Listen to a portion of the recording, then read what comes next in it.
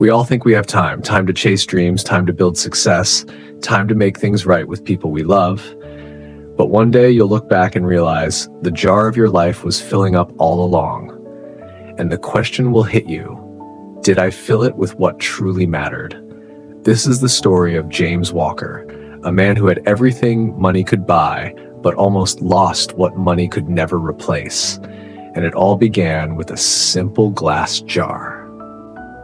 James lived in a quiet suburb near Seattle. He was a financial consultant, known for his sharp suits, fast talk, and endless deadlines. His wife, Emily, worked as a nurse at the local hospital, and their daughter, Chloe, 10 years old, was the sunshine of their home. But lately, that home was growing silent. James left early, came home late, and often ate dinner with his phone glowing beside his plate. Emily had stopped complaining. Chloe had stopped asking him to play. Every morning, James looked at the clock on his office wall, the same clock that seemed to tick louder as the years slipped away. One Friday evening, his mentor and old college professor, Mr. Bennett, called and said, "James, you've been running too fast. Come visit me tomorrow. I have something to show you, something that saved my life once." James almost said no. He had a presentation to finish. But something about Bennett's calm voice made him agree. The next morning, James drove up to Bennett's countryside home. The man was retired now, tending to his garden and writing philosophy books. When James arrived, Bennett was sitting on his porch with a cup of coffee and a large glass jar on the table beside him. "Still chasing time, huh?" Bennett smiled as James sat down. "Trying to make the most of it," James replied. "That's what I used to say," Bennett said softly, "until I realized I was wasting life while trying to manage it." He lifted the jar and said, "This jar represents your life. Let me show you something." He placed several large stones inside until no more could fit. "Is it full?" he asked. James chuckled, remembering something. "You used to do this in class." Bennett grinned. "And you didn't listen then either." He poured small pebbles into the jar. They rolled between the stones. Then he added sand, filling the remaining gaps. Finally, he poured water, watching it soak through every layer. James nodded. "Yeah, I get it. Priorities. Big rocks first, family, health, dreams." But Bennett didn't smile this time. He simply said, "If you understood it, James, you wouldn't look this tired." Bennett pulled out a second jar identical to the first, but this one already had sand at the bottom, almost halfway full. "This," Bennett said, "is how most people live." He poured a few rocks in, but they couldn't fit. They just sat awkwardly on top, sticking out. "Every day," he continued, "people fill their lives with emails, calls, distractions, and noise. They chase deadlines, not dreams. They measure their days by productivity, not peace." Then he looked straight into James's eyes. "You've been living like this jar, haven't you?" James stayed silent. The ticking clock in his head suddenly felt louder.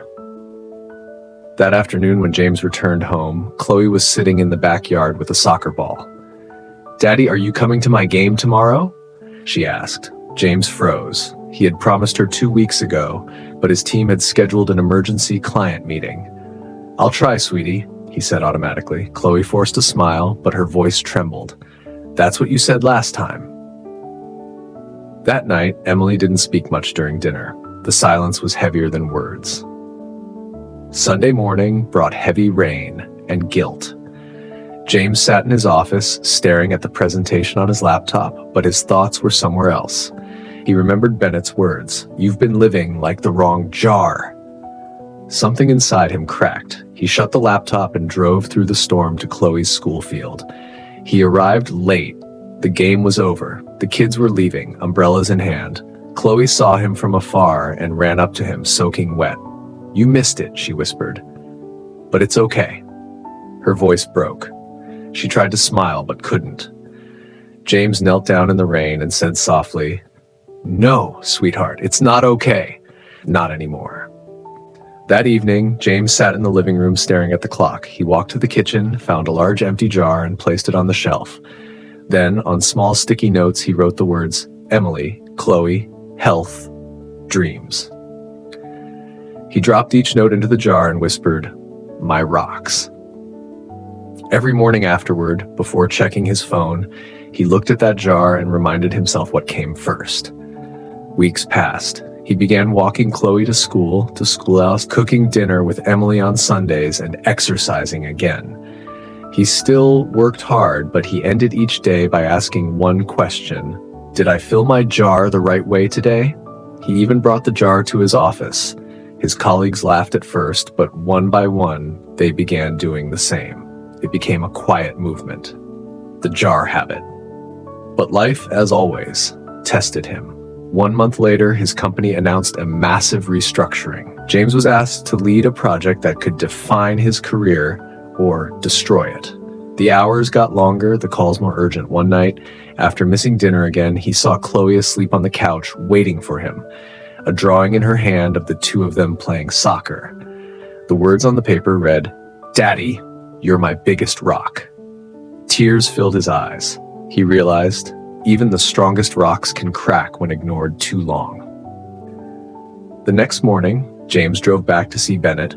The old man smiled when he saw the jar on James's passenger seat. "Ah," Bennett said, "you've been practicing." James nodded. "Trying to, but it's hard when life keeps pouring sand." Bennett laughed softly. "That's why you keep shaking the jar every day, son. Make room for what matters again." Then Bennett added, "One day when you're gone, nobody will remember your schedule. They'll remember your presence." A year later, James gave a guest talk at a local high school. He walked in carrying that same glass jar. He looked at the young faces before him and said, "If you don't place your rocks first, life will fill itself with sand, and soon there'll be no room left for what truly matters." He poured the stones, pebbles, sand, and water, just as Bennett had done.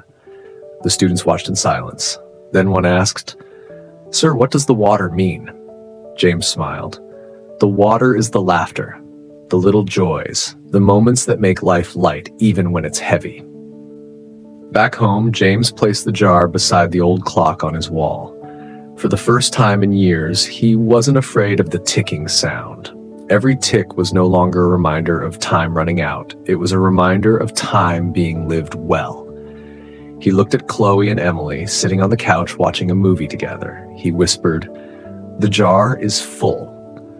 Life will always tempt you to fill it with noise, with sand. But the truth is simple. The jar will never grow larger. The only choice you have is what you fill it with. So place your rocks first, the people, the dreams, the love, the laughter. Let the rest find its place around them. Because in the end, it's not the jar that defines your life. It's the weight of what you chose to keep inside."